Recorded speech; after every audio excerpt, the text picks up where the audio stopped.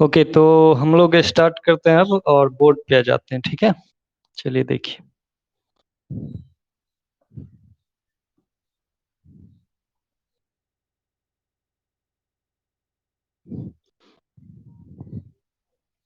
सभी लोगों को बोर्ड दिखाई दे रहा है? गुड। चलिए, तो लास्ट क्लास में हम लोग कुछ क्वेश्चन देख रहे थे, तो आज भी कुछ क्वेश्चन ही देखेंगे आप लोग जो सेंड किए थे उसी के अकॉर्डिंग। ठीक है, तो ये पहला क्वेश्चन इस तरह का है। कह रहा है calculate the resistance across the points M and N in the given figure. ठीक है, एक फिगर दिया गया है और इसमें पॉइंट एम और एन के अक्रॉस नेट रेजिस्टेंस यानी इक्विवेलेंट रेजिस्टेंस हमको फाइंड करना है। ओके, तो देखिए क्या करेंगे।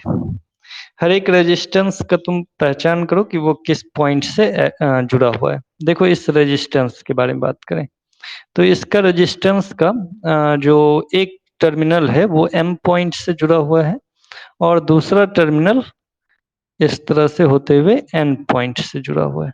ओके, तो अगर हम ऐसा करें कि फर्स्ट रेजिस्टेंस, या हम ऐसे मान लें ये पॉइंट एम और ये पॉइंट एन है। ओके, बीच से ये सब हटा देते हैं। तो और एम और एन के बीच में एक रेजिस्टेंस लगा हुआ है आर। नेक्स्ट, इस रेजिस्टेंस की बात करें तो देखो इसका एक पॉइंट कहाँ से जुड़ा हुआ है, एन से, और दूसरा पॉइंट कहाँ से जुड़ा हुआ है, इस रेजिस्टेंस से। तो एक पॉइंट एन से और दूसरा रेजिस्टेंस, दूसरा टर्मिनल इस फर्स्ट रेजिस्टेंस से जुड़ा हुआ है।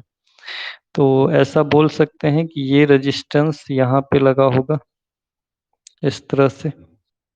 देखो, इस रेजिस्टेंस में और इस रेजिस्टेंस में सिमिलरिटी है कि नहीं, एक टर्मिनल एन से और दूसरा टर्मिनल फर्स्ट रेजिस्टेंस से। ओके, सभी रेजिस्टेंस को इसी तरह से हम जोड़ लेंगे। अब देखो, इस थर्ड रेजिस्टेंस की बात करें, इसका भी एक टर्मिनल कहाँ से, एन से, और दूसरा टर्मिनल ये बी पॉइंट से होते हुए ये लास्ट रेजिस्टेंस से ऐड है। ओके,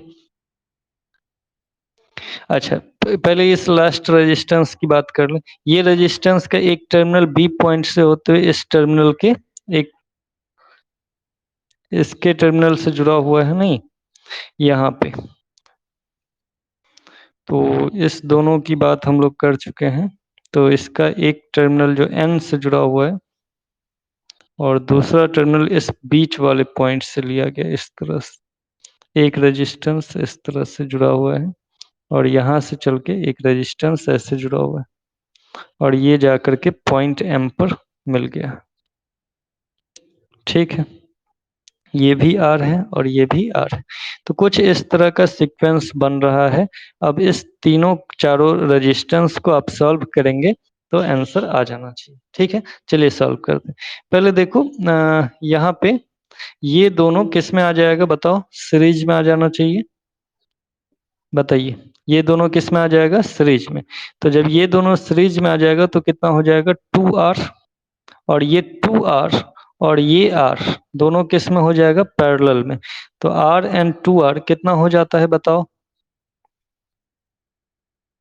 R और 2R को अगर पैरेलल में सॉल्व करेंगे तो हो जाएगा 2R/3। कितना हो जाएगा, 2R/3। ठीक है, और इसको फिर इसके साथ सीरीज में ऐड कर लेंगे। ठीक है, तो 2R/3 प्लस R कितना हो जाना चाहिए, 2R, सॉरी सॉरी 2R/3 है ना, 2R/3 प्लस R कितना हो जाना चाहिए, तो 3 और 5R, 5R/3। तो यहाँ पे आंसर शायद उल्टा ले लिया है, 3R/5, लेकिन असल में इसका आंसर क्या हो जाएगा, 5R/3। ओके, ये आंसर क्या हो जाएगा, 5R/3। कोई परेशानी? चलिए, चले आगे। नेक्स्ट क्वेश्चन इस तरह का दिखाया गया है, देखिए। एक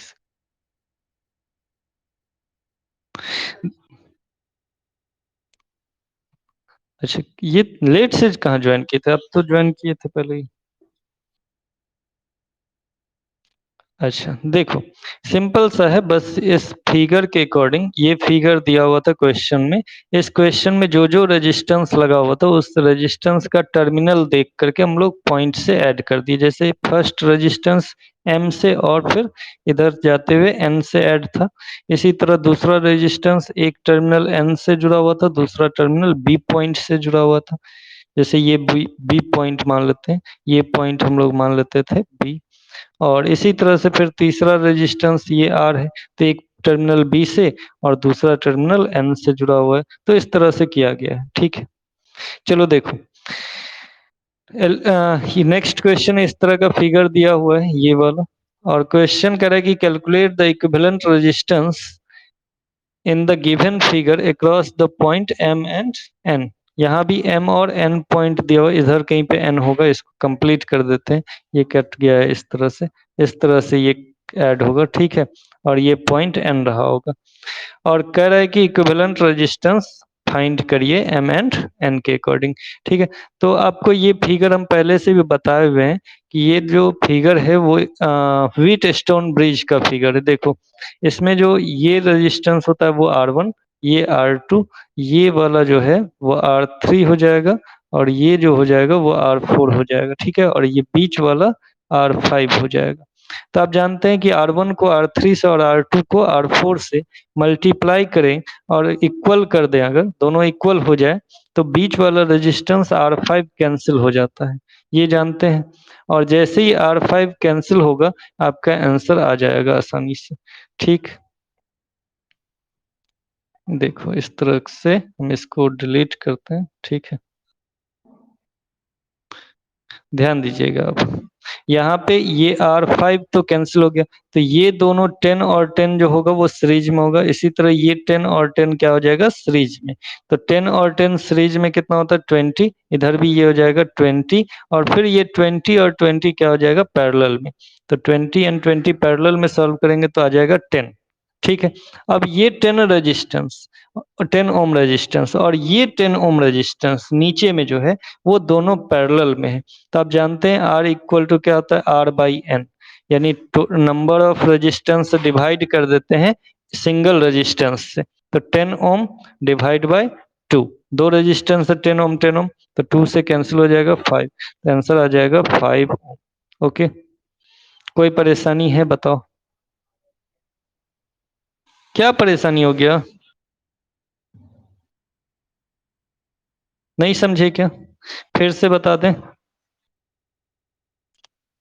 चलो देखो, फिर से हम इसका फिगर ही बना देते हैं, ठीक है। देखो, इस तरह से एक रेजिस्टेंस दिया हुआ, ये पॉइंट एम है, इस तरह से दिया हुआ है। एक रेजिस्टेंस ऐसे दिया हुआ है, ठीक। एक रेजिस्टेंस ऐसे दिया हुआ है, एक रेजिस्टेंस ऐसे दिया हुआ है ना।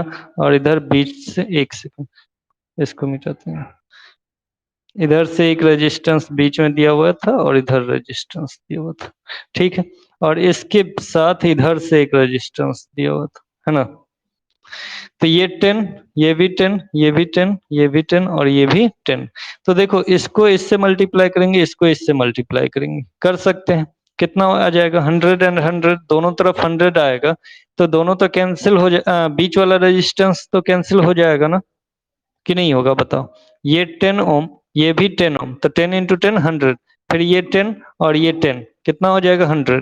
तो आप जानते हैं कि आमने सामने वाले रेजिस्टेंस को अगर मल्टीप्लाई करें और वो इक्वल हो जाता है तो व्हीट स्टोन ब्रिज हम लोग कहते हैं बैलेंस हो गया। और जब व्हीट स्टोन ब्रिज बैलेंस होता है तो ये जो पांचवा रेजिस्टेंस होता है, बीच वाला रेजिस्टेंस, वो क्या कर सकते हैं, कैंसिल कर सकते हैं। क्लियर, बात समझ में आया। तो अब इसको कैंसिल कर दीजिए, ठीक। देखो, अब इसको हम लोग यहाँ से कैंसिल कर देते हैं, इसको हटा दीजिए। तो अब कुछ दिख रहा है क्या, नीचे में भी 10 ओम रेजिस्टेंस था। अब देखो, ये दोनों किस में आ जाएगा, सीरीज में आ जाएगा कि नहीं, बताओ। हो जाना चाहिए। तो ये कुछ इस तरह का बन जाएगा, ये पॉइंट एम है, ये पॉइंट एन, तो ये पॉइंट एम और ये पॉइंट एन। तो एक रास्ता ऊपर से चला गया जो कि 10 और 10 मिलकर के 20 ओम हो गया। एक रास्ता बीच वाला रास्ता है ये वाला, तो इसमें भी 10 और 10 है, दोनों मिलकर के कितना हो जाएगा, 20 हो जाएगा। हो जाएगा कि नहीं बताओ। ये भी 20 हो गया, ये भी 20 है, और नीचे में एक रेजिस्टेंस लगा हुआ है 10 ओम का। कितना का? 10 ओम का। तो 20, 20 एंड 10, इस तीनों को पैरेलल में सॉल्व करेंगे, जो भी आंसर आएगा वही हमारा आंसर हो जाएगा। कितना आएगा बताओ? कितना आना चाहिए? 20, 20 एंड 10 का। तो 1/r equal to 1/20 plus 1/20 plus 1/10। Solve कर लो, कितना आ जाएगा? 21 प्लस 1 प्लस 2। कितना हो जाएगा? r इक्वल टू 5 आ जाएगा। नहीं आ जाएगा? तो ये हमारा आंसर हो गया। देखो आंसर भी दिया हुआ है 5 ओम। क्लियर? कोई दिक्कत है? चले आगे देखना। नेक्स्ट क्वेश्चन इस तरह का है, देखिए।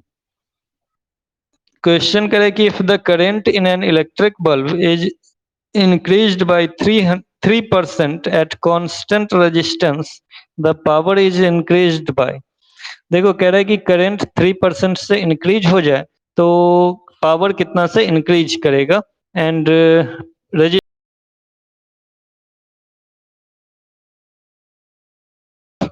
ठीक है। तो ये फर्स्ट, अच्छा आवाज नहीं आ रहा है, ओके। अभी सुन पा रहे हैं क्या? ठीक है, वो 1-2 सेकंड के लिए ऐसा हो जाता होगा। ठीक है, देखो P इक्वल टू क्या होता है? I²R। ओके, तो अगर हम करंट को 3% से इंक्रीज करें तो वो कितना हो जाएगा? तो इनिशियल करंट अगर हम I माने तो न्यू करंट कितना हो जाएगा? करंट न्यू करंट अगर हम I1 मान लें, ठीक है, तो I1 इक्वल टू कितना हो जाएगा? I प्लस I का 3%। ओके, इसको सॉल्व करिएगा तो 1.03 आई आ जाएगा। कितना आ जाएगा? 1.03 आई। तो न्यू पावर कितना हो जाएगा? न्यू पावर, माइक ऑफ कर लो।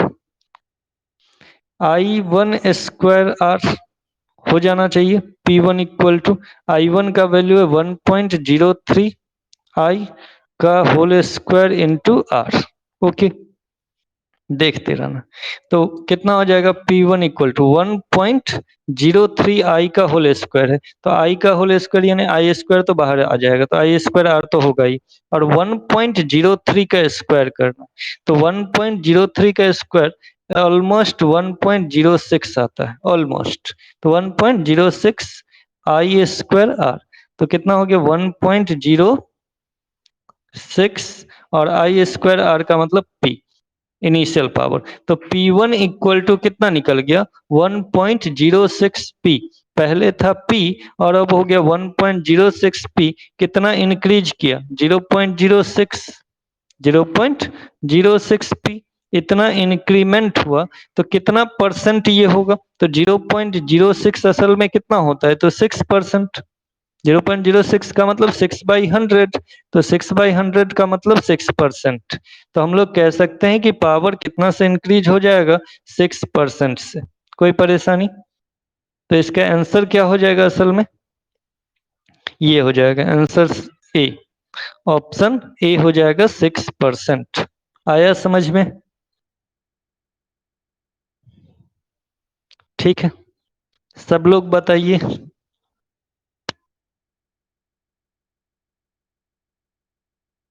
चलो नेक्स्ट, कह रहा है two bulbs 220 volt 40 watt and 220 volt 60 watt are connected in series across 220 volt mains supply. Their total power will be। कह रहा है कि अगर दो बल्ब ले लिया जाए इतना इतना वोल्ट और इतना पावर के साथ, और उसको 220 वोल्ट के साथ सीरीज में जोड़ा जाए तो टोटल पावर क्या होगा? ठीक है, तो सबसे पहले तो इसका रेजिस्टेंस निकालना पड़ेगा फर्स्ट बल्ब का, फिर सेकेंड बल्ब का रेजिस्टेंस निकालना पड़ेगा, ठीक है, और उस दोनों को सीरीज में ऐड करेंगे तो नेट रेजिस्टेंस आ जाएगा, and net resistance and net voltage के बाद हम लोग नेट पावर भी निकाल लेंगे। देखो क्या करेंगे। फर्स्ट बल्ब के लिए P इक्वल टू क्या होता है फॉर्मूला? V²/R। तो R इक्वल टू क्या हो जाएगा? V²/P। भी कितना दिया हुआ है? 220 स्क्वायर, मल्टीप्लाई कर दें 2 बार, एंड बाई पी, तो बाई पी मतलब 40। सॉल्व कर लो, 0 से 0 कैंसिल, 2 11, यहाँ भी 2 से ये 11, तो 11 इंटू 11 होता है 121 एंड 10, तो 1210। रेजिस्टेंस कितना आ गया, 1210 ओम। ओके, इसी तरह से हम लोग सेकेंड बल्ब के लिए बात करेंगे। तो आर इक्वल टू होता है पी भी स्क्वायर बाई पी।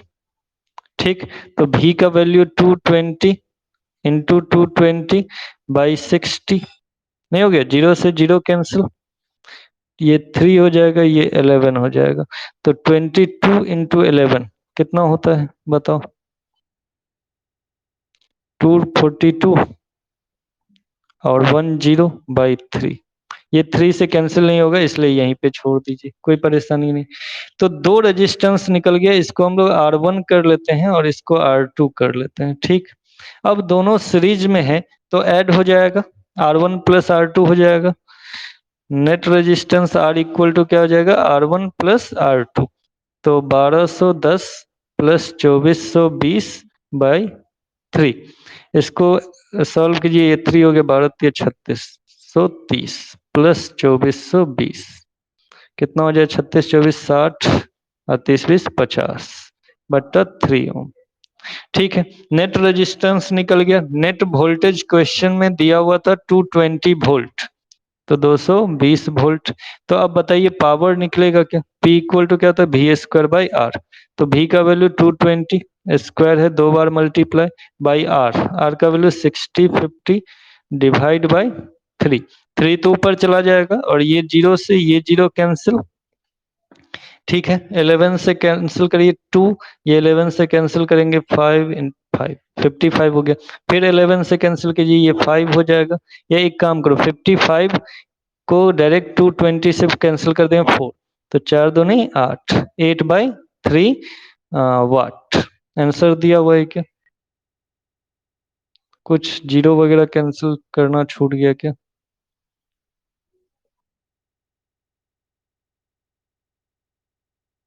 देख लेते हैं।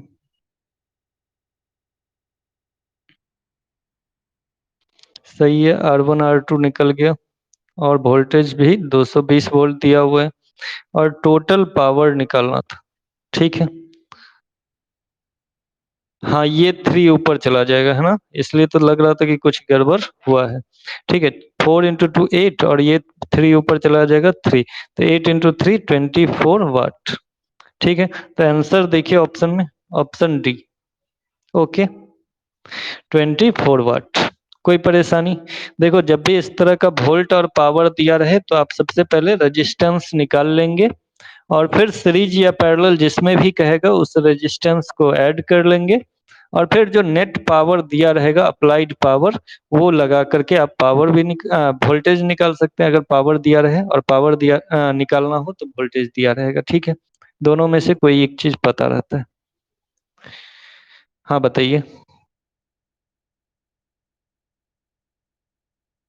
जो भी रहता तो सॉल्व कर लेते, उस तरह का आंसर आ जाता। ठीक है, जो भी वैल्यू दिया रहेगा वोल्टेज का वो पुट करके सॉल्व कर लेंगे। लेकिन ऐसा वैल्यू दिया रहता है जैसे यहाँ पे देखे हैं, इस तरह का वैल्यू दिया हुआ है कि कैंसिल करना इजी होता है। ठीक है, और आंसर आ जाता है। ओके, नहीं तो कैलकुलेट कर लेंगे। Okay, next question. नेक्स्ट है the heat generated by a 100 watt heater in 2 minute is equal to which of the following. तो ये तो बहुत आसान है। देखो पावर दिया हुआ है कितना, 100 वाट, एंड टाइम कितना दिया हुआ है 2 मिनट, तो इसको सेकंड में कन्वर्ट कर लेंगे, कितना हो जाएगा 120 सेकेंड हो जाना चाहिए। और क्या निकालना, हीट, तो H इक्वल टू वट। तो आप जानते हैं फॉर्मूला पढ़े हैं P इक्वल टू H/T, तो H इक्वल टू क्या हो जाएगा P इंटू टी। P का वैल्यू 100, T का वैल्यू 120, सॉल्व कर लो तो 12 पे 3 जीरो, 12 पे 3 जीरो यानी 12 इंटू 10⁻³ जूल। ये हो गया हमारा आंसर, तो ये ऑप्शन डी हो जाएगा। ठीक, सही है। किसी को कोई डाउट? चलें आगे, नेक्स्ट।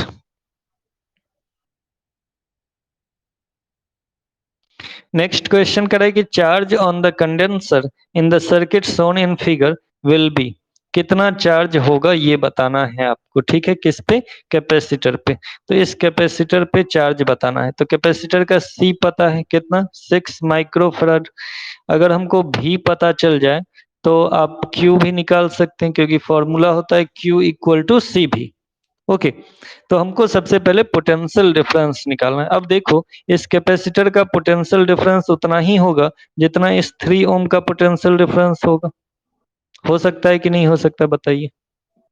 क्योंकि दोनों एक दूसरे के पैरेलल में है, और आप जानते हैं पैरेलल में पोटेंशियल डिफरेंस इक्वल होता है। तो सबसे पहले फिगर में करंट के बारे में बात करेंगे। करंट अगर हम आई कर दें इस तरह से, तो ये करंट आई होगा और यहाँ से चला जाएगा करंट आई। आप जान लीजिए कैपेसिटर से कोई भी करंट पास नहीं करता है, डीसी करंट पास नहीं करता। ठीक है, इस कैपेसिटर से डीसी करंट पास नहीं करता, क्योंकि बीच में गैप होता है। तो डीसी करंट कैसे जाएगा? एक प्लेट से दूसरे प्लेट नहीं जा पाता। ठीक है, अल्टरनेटिंग करंट जब पढ़ेंगे तो आपको बताएंगे कि इस कैपेसिटर से एसी करंट पास करता है, लेकिन डीसी करंट पास नहीं करता, तो इधर का कोई काम ही नहीं है। ठीक है, खाली हमको दिखाना है कि 9 ओम से होते हुए 3 ओम होते हुए चला जाएगा बैटरी में करंट आई। और 9 और 3 ओम जो है वो किस में है? सीरीज में। तो सीरीज में कितना हो जाएगा? 9 + 3 12 ओम। तो टोटल रेजिस्टेंस कितना निकला? 12 ओम। टोटल वोल्टेज कितना दिया हुआ है? 12 वोल्ट। तो आई कितना निकल जाएगा? V/R, यानी 12/12 कितना हो जाएगा? 1 एम्पियर। अब देखो, पोटेंशियल डिफरेंस, पोटेंशियल डिफरेंस को हम PD लिख देते हैं। पोटेंशियल डिफरेंस ऑफ 3 ओम कितना हो जाएगा बताओ?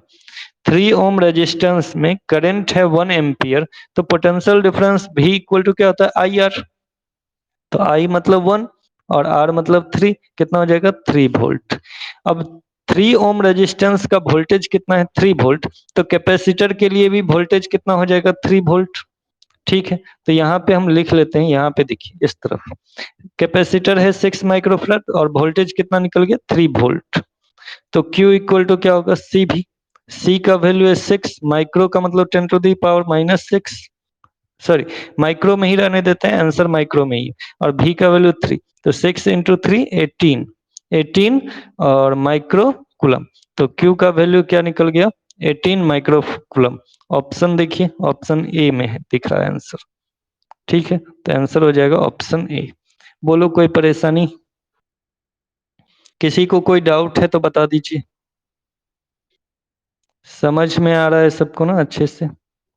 ठीक है, कोई डाउट होगा तो आप बाद में भी कमेंट में पूछ सकते हैं। ठीक है, चलो नेक्स्ट क्वेश्चन है 93 नंबर। देखो, कह रहा है every register in the figure has a resistance of 1 ohm, the current in the cell will be, current कितना होगा?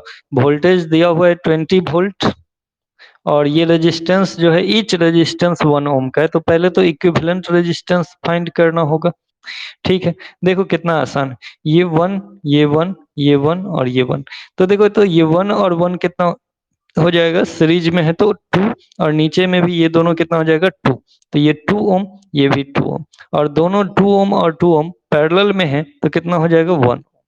यानी एक जो स्क्वायर जैसा बना हुआ है, इस एक स्क्वायर का रेजिस्टेंस कितना हो जा रहा है? 1 ओम। तो इस तरह का कितना बॉक्स बना हुआ? 1 2 3 4, यानी टोटल रेजिस्टेंस कितना हो जाएगा? 4 ओम। बताओ, समझे कि नहीं समझे ये चीज? ठीक है ना, ये बॉक्स इस तरह का एक बना हुआ है, ये वाला। तो यहाँ पे 1 ओम था, ये भी 1, ये भी 1, ये भी 1। तो ये ऐसा लग रहा है कि ये wheat stone bridge balance condition में, जिसमें बीच वाला रेजिस्टेंस को हम लोग कैंसिल कर देते थे, तो ये बिल्कुल वैसा ही है। तो ये 1 और 1 कितना हो जाएगा सीरीज में? तो 2 हो गया। ये भी 1 और 1 सीरीज में, तो 2 हो गया। एंड देन 2 और 2 क्या हो जाएगा? पैरेलल। तो पैरेलल का कितना हो जाएगा? 2 × 2 1 ओम। ठीक, तो 1 फिर 1 फिर 1 फिर 1, तो टोटल कितना हो जाएगा? 4 ओम रेजिस्टेंस। तो इक्विवेलेंट रेजिस्टेंस हमारे पास निकल के आ गया 4 ओम। ओके, इक्विवेलेंट रेजिस्टेंस हमारे पास आ गया, रेजिस्टेंस क्या हो गया? R = 4 ओम। एंड वोल्टेज दिया हुआ है 20 वोल्ट। तो आप निकाल सकते हैं current I equal to V/R। V का वैल्यू 20, R का वैल्यू 4, कितना हो जाएगा 5 एम्पियर। तो ऑप्शन बी देखिए 5 एम्पियर दिया हुआ है। ठीक, तो आंसर हो जाएगा 5 एम्पियर। किसी को कोई डाउट है तो बताइए अभी।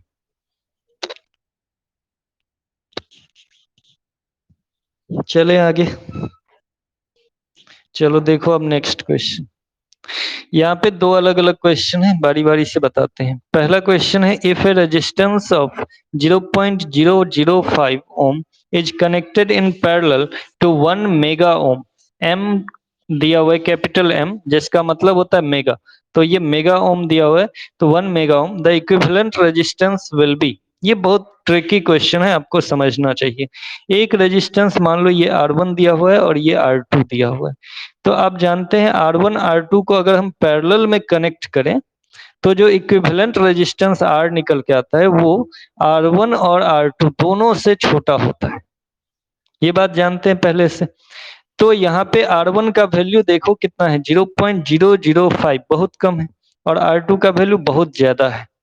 तो जब इस तरह से कनेक्ट करेंगे तो जो नेट रेजिस्टेंस निकलेगा इक्विवेलेंट रेजिस्टेंस R, वो किससे छोटा होना चाहिए 0.005 से छोटा होना चाहिए, क्योंकि 1 मेगा ओम से तो छोटा होगा ही, 0.005 से भी छोटा होगा, और 0.005 से छोटा होगा यानी 1 से भी छोटा होगा।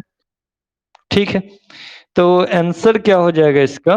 पहला ऑप्शन देखिए कह रहा है लेस देन 1 मेगा ओम, 1 मेगा ओम से छोटा होगा, बट मोर देन 0.05, 0.05 से ज्यादा नहीं हो सकता है, तो ऑप्शन गलत हो गया। लेस देन 0.005 ओम, ये बिल्कुल करेक्ट आंसर है। फिर ऑप्शन सी देखो मोर देन 0.005, मोर देन तो कभी हो नहीं सकता है, क्योंकि पैरेलल में इक्विवेलेंट रेजिस्टेंस जो इंडिविजुअल दिया रहता है उससे हमेशा छोटा होता है, लेस होता है। फिर ऑप्शन डी में भी कह रहा है कि मोर देन 1 ओम, ये भी गलत है। तो हमारा आंसर क्या हो जाएगा ऑप्शन बी। ओके, किसी को कोई डाउट। चलिए नेक्स्ट क्वेश्चन है 98। कह रहा है कि the electromotive force of a dry cell is 1.5 volt. एक ईएमएफ दिया हुआ है किसी सेल का 1.5 volt, and internal resistance is 0.5 ohm, और internal resistance 0.5 ohm. If the cell delivers a current of 1 ampere, current दिया हुआ 1 ampere in an external resistance, the potential difference across the cell will be. तो potential difference क्या होगा, इस तरह का question कल हम शायद बताए थे, एक बार और देख लीजिए। देखो एक ड्राई सेल इस तरह का दिया हुआ है और इसका इंटरनल रेजिस्टेंस दिया हुआ है, और एक एक्सटर्नल रेजिस्टेंस के साथ इसको जोड़ा गया है। तो एक्सटर्नल रेजिस्टेंस आर, सेल का ईएमएफ ई, और इंटरनल रेजिस्टेंस स्मॉल आर, और ये पॉइंट ए मान लेते हैं, ये पॉइंट बी मान लेते हैं, और हमको ए एंड बी के बीच पोटेंशियल डिफरेंस बताना है। करंट आई इस तरह से मान लेते हैं आई, और आई का वैल्यू दिया होगा कुछ ना कुछ। चलो वैल्यू देखते हैं। ईएमएफ 1.5, इंटरनल रेजिस्टेंस 0.5, और current 1। EMF 1.5 volt, internal resistance 0.5 ohm, और करंट का वैल्यू 1 एम्पियर। ओके, तो ए से बी का potential difference, potential difference between A and B कितना हो जाएगा देखना। ए और बी चलेंगे तो ए से बी में पहला एलिमेंट दिख रहा है आपको सेल, और सेल का ईएमएफ ई, फिर दिख रहा है करंट एंड रेजिस्टेंस आर। तो कितना हो जाएगा माइनस आई आर, क्योंकि हम लोग ए से बी जा रहे हैं और करंट बी से ए जा रहा है, तो अपोजिट होता है। तो ए से बी का पोटेंशियल डिफरेंस क्या होगा ई माइनस आई आर। ई का वैल्यू 1.5 माइनस आई का वैल्यू 1, आर का वैल्यू 0.5। सॉल्व करो तो 1.5 माइनस 0.5 को 1 से मल्टीप्लाई करें 0.5, तो 1.5 माइनस 0.5 1 आ जाएगा, तो 1। ऑप्शन देखो, ऑप्शन बी। ठीक, किसी को कोई डाउट।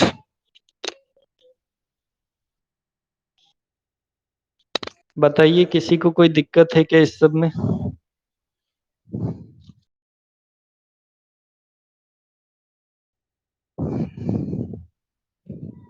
ठीक है, चलिए, अब इसके बाद नेक्स्ट क्वेश्चन देखते हैं। इसमें बहुत सारा क्वेश्चन है, एक एक करके देखेंगे। देखो पहले 70 number, the current I in the given circuit is. तो इस सर्किट में इस करंट आई का वैल्यू फाइंड करना है और तीन रेजिस्टेंस दिया, 3 ओम, 6 ओम एंड 6 ओम। आप देखिए ये 6 और 6 दोनों एक साथ है, दोनों सीरीज में होगा, और 6 और 6 कितना होता है 12, तो ये 12 ओम हो गया। और ये कितना हो गया 3 ओम, दोनों आपस में पैरेलल में होगा। क्या होगा, दोनों पैरेलल में होगा।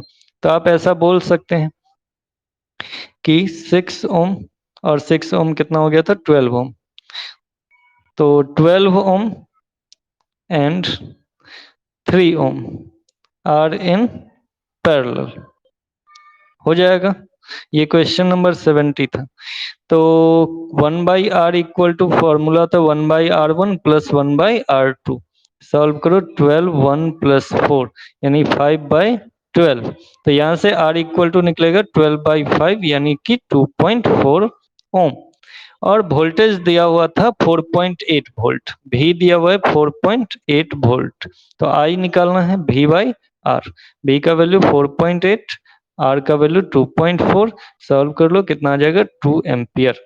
तो आंसर हो गया हमारा 2 एम्पियर, ऑप्शन डी। ठीक है, किसी को कोई डाउट?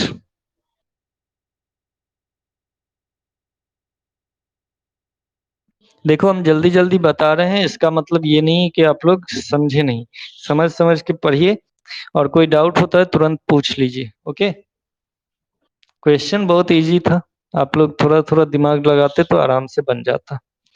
नेक्स्ट क्वेश्चन देखो 71, कह रहा है in resistance of a rod is 1 ohm. Resistance जो है किसी रॉड का कितना है 1 ओम है। It is bent in the form of A square. तो एक स्क्वायर के रूप में बेंड कर दिया गया इस तरह से। रुक जाइए, इस सब को हटा देते हैं यहाँ से। एक स्क्वायर के रूप में इसको बेंड कर दिया गया। तो 1 ओम को 4 पार्ट में डिवाइड करके ना बनाए होंगे, तो ये 1/4 ओम हो जाएगा, ये भी 1/4 ओम हो जाएगा, ये भी 1/4 और ये भी 1/4, तब ना चारों मिल करके 1 ओम। और कह रहा है what is the value of resistance across the two corners joined by one side. किसी एक साइड के दो कॉर्नर। तो ऐसा करते हैं कि ये पॉइंट ए मान लेते हैं और ये पॉइंट बी मान लेते हैं। ए और बी के बीच इक्विवेलेंट रेजिस्टेंस बताना है। कैसे निकालेंगे देखो, तो ये जो 1/4 है और ये 1/4 और ये 1/4, तीनों आपस में क्या हो जाएगा सीरीज में, क्योंकि ए से बी जाने का दो रास्ता है। एक रास्ता है सीधे इस तरह से 1/4 होते हुए, और एक रास्ता है कि 1/4 1/4 1/4 होते हुए। तो ये तीनों मिलके कितना हो जाएगा 3/4। तो 3/4 और ये 1/4 दोनों किस में हो जाएगा पैरेलल में, और दोनों को सॉल्व करेंगे तो आंसर आ जाएगा। ठीक है, आंसर क्या आएगा 3/16 ओम। ओके, बात समझ में आया कि नहीं बोलो।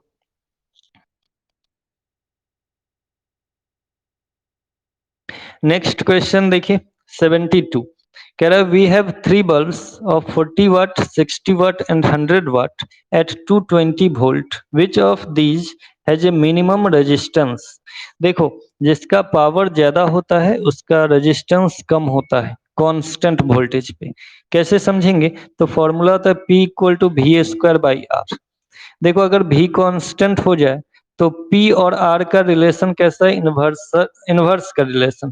तो P और R इनवर्स होता है, मतलब P इन ज्यादा होगा R कम होगा, P कम होगा तो R ज्यादा होगा। तो क्वेश्चन कह रहा है कि मिनिमम रेजिस्टेंस बताना है, यानी मैक्सिमम पावर बताना है। मैक्सिमम पावर किसका है 100 वाट का, तो आंसर हो जाएगा 100 वाट बल्ब। ठीक है, तो रेजिस्टेंस किसका कम होगा, तो जिसका पावर ज्यादा होगा, अगर वोल्टेज कांस्टेंट देगा तब। क्लियर, कोई दिक्कत? आंसर हो जाएगा ऑप्शन सी। नेक्स्ट क्वेश्चन है कि ए 4 kilowatt boiler operates for 2 hours every day, the electrical energy consumed in 30 days will be. देखिए बॉयलर का पावर दिया हुआ है 40 किलोवाट, किलोवाट का मतलब 10⁻³ वाट, और 2 hour every day in 30 days. तो सोचो कि 30 दिन कितने कितने आवर चल रहा है 2 आवर, तो टोटल कितना टाइम हो गया 60 आवर। टोटल टाइम कितना 60 आवर। तो ऐसा कह सकते हैं क्वेश्चन नंबर कौन सा था? 73। तो क्वेश्चन नंबर 73 देखिए, कह रहा है कि पावर दिया हुआ है 4 किलोवाट। 4 किलोवाट, इसका मतलब 4 इंटू 10⁻³ वाट। ओके, या किलोवाट में ही रहने देते हैं, आसान पड़ेगा, ठीक है, रन। और उसके बाद टाइम कितना है? तो 2 आवर इंटू 30 डेज, तो मतलब कितना हो गया? 60 आवर। तो यहाँ पे हीट कितना निकलेगा? P इंटू टी, यानी कि 4 किलोवाट इंटू 60 आवर, कितना हो जाएगा? 4 इंटू 60, 240 किलोवाट आवर। तो 240 किलोवाट आवर को ही बोलते हैं यूनिट, ठीक है। तो आप आंसर देखिए किस में दिया हुआ है, 240 किलोवाट आवर में या यूनिट में, देख लेते हैं। 240 यूनिट, ठीक है, आंसर आ गया 240 यूनिट, ठीक है, ऑप्शन सी। बताओ, कोई परेशानी? ठीक है। और 74 में कह रहा है कि एक 836 वाट का हीटर है। तो 836 वाट का हीटर है और 1 लीटर वाटर को 10 डिग्री सेल्सियस से 40 डिग्री सेल्सियस तक हीट करने में कितना कितना हीट कंज्यूम होगा? तो हीट निकालने के लिए आपको क्या चाहिए? आ, ये पता करना पड़ेगा कि कितना टाइम लग रहा है, ठीक है। द टाइम ही निकालना है एक्चुअली, ये टाइम ही निकालना है, टी निकालना है, ठीक है। तो इसका क्वेश्चन का इस तरह से सॉल्व होगा, देखो इसको यहाँ से रखते हैं, एक सेकंड। देखो क्वेश्चन नंबर 74 था, ठीक है। पावर दिया हुआ है 836 वाट और टेम्परेचर दिया हुआ है, initial temperature 10 degree Celsius, last temperature 40 degree Celsius, यानी टेम्परेचर डिफरेंस जो दिया हुआ है वो 30 डिग्री सेल्सियस दिया हुआ है, या 30 केल्विन। टेम्परेचर डिफरेंस जब निकालते हैं तो डिग्री सेल्सियस और केल्विन सेम ही हो जाता है, ठीक है। तो कितना हो जाएगा? 30 केल्विन, ओके। अब देखो क्वेश्चन में क्या कह रहा था, कह रहा है कि the time a 836 watt heater will take to heat 1 litre of water from 10 to 40 degree celsius, okay. और मास दिया हुआ है 1 लीटर यानी 1 kg, ठीक है। 1 लीटर वाटर का मतलब होता है 1 kg, ओके। तो मास दिया हुआ है, तो आप हीट निकालने का एक थर्मोडायनेमिक्स वाला फॉर्मूला पढ़े होंगे, H equal to ms delta T, और S क्या है? तो स्पेसिफिक हीट ऑफ वाटर। तो ये स्पेसिफिक हीट ऑफ वाटर का एग्जैक्ट वैल्यू अभी हमको याद नहीं है, तो उसका वैल्यू आप अपने कॉपी से देख लीजिएगा, जो 11th में थर्मोडायनेमिक्स में पढ़ाए थे। तो इस S का वैल्यू पता होगा, M का वैल्यू पता होगा, डेल्टा टी का वैल्यू दिया हुआ है, तो आप क्या कर सकते हैं, यहाँ से H का वैल्यू फाइंड कर लेंगे। और जब H निकल जाए तो आप जानते हैं H इक्वल टू होता है P इंटू टी, तो यहाँ से H का वैल्यू पता रहेगा, P का वैल्यू दिया हुआ है, तो टाइम का वैल्यू हम लोग फाइंड कर सकते हैं, ठीक है। तो टाइम का वैल्यू क्या हो जाएगा? यहाँ से टाइम का वैल्यू हो जाएगा H/P, ओके, क्योंकि P इक्वल टू H/T, तो T इक्वल टू H/P, और यहाँ से H का वैल्यू डिवाइड बाय P का वैल्यू दिया हुआ है 836, तो यहाँ से आप सॉल्व कर लेंगे, ओके। कोई परेशानी? तो इसमें सिर्फ आपको क्या देखना है, एक S का वैल्यू यानी specific heat of water, okay. तो यहाँ तक में किसी को कोई डाउट है? इतना क्वेश्चन अभी तक बता चुके हैं, तो बताइए जल्दी से। नहीं ना? चले आगे। नेक्स्ट क्वेश्चन कुछ इस तरह का दिया हुआ है, ये थियोरेटिकल क्वेश्चन है, देखिए। कह रहा है कि two cells of EMF E1 and E2 have their internal resistance R1 and R2 respectively. Deduce an expression for the equivalent EMF and internal resistance of their parallel combination when connected across an external resistance R. Assume that the two cells are supporting each other. तो ये तो simple सा है, आपको निकालना है parallel combination में equivalent EMF का फॉर्मूला। तो ये तो हम लोग निकाल चुके हैं, कैसा फॉर्मूला था? E equal to E2 R1 plus E1 R2 divide by R1 plus R2, और इंटरनल रेजिस्टेंस का फॉर्मूला था R1 R2 divide by R1 plus R2। तो ये हम लोग पहले से निकाल चुके हैं थ्योरी वाली क्लास में, तो वो आप वहां से कर लेंगे, ठीक है। इसी तरह यहाँ पे नेक्स्ट बी पॉइंट में दिया हुआ है, in the case two cells are identical each of EMF equal to 5 volt. तो E1 E2 दोनों का वैल्यू 5 वोल्ट दिया हुआ है and internal resistance R equal to 2 ohm और R1 R2 का वैल्यू 2 ओम दिया हुआ है, एक्सटर्नल रेजिस्टेंस 10 ओम दिया हुआ है। तो आप बाकी चीज फाइंड कर सकते हैं, ठीक है। कैलकुलेट वोल्टेज, तो वोल्टेज निकाल सकते हैं, तो उसी क्वेश्चन में आप आराम से निकाल लेंगे, ठीक है। कोई दिक्कत? एक्सटर्नल रेजिस्टेंस 10 ओम दिया हुआ है और E1 E2 R1 R2 दिया हुआ है, तो आप टोटल ईएमएफ E निकाल सकते हैं, E equal to E1 R2 plus E2 R1 by divide by R1 R2, ठीक है। तो उस फॉर्मूला से आप इसको सॉल्व कर लेंगे, कोई परेशानी? नेक्स्ट क्वेश्चन देखो, इस तरह का दिया हुआ है, कह रहा है two cells of EMF E1 and E2 and internal resistance R1 R2 respectively are connected in parallel as shown in figure।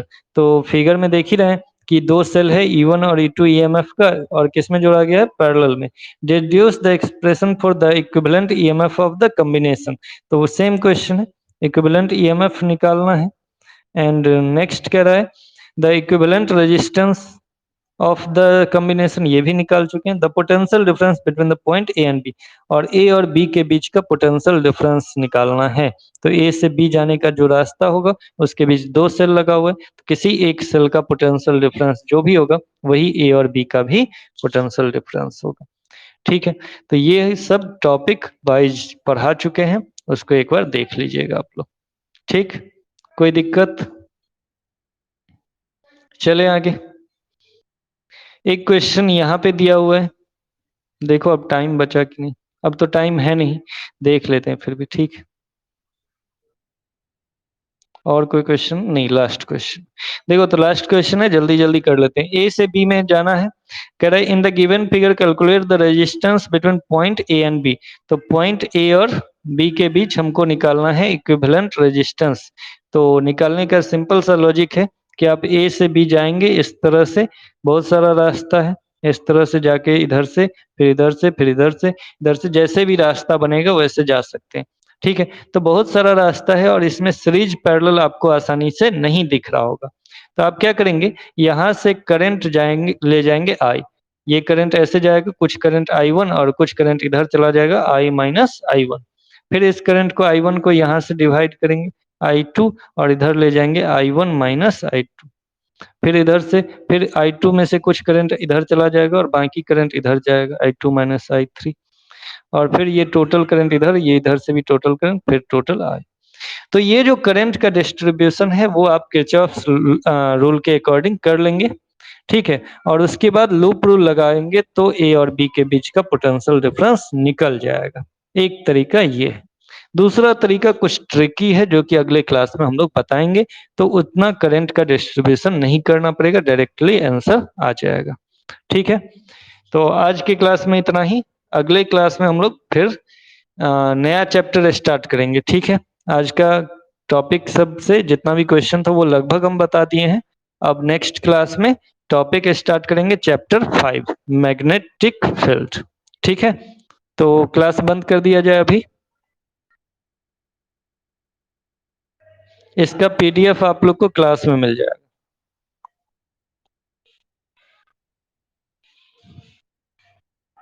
Okay.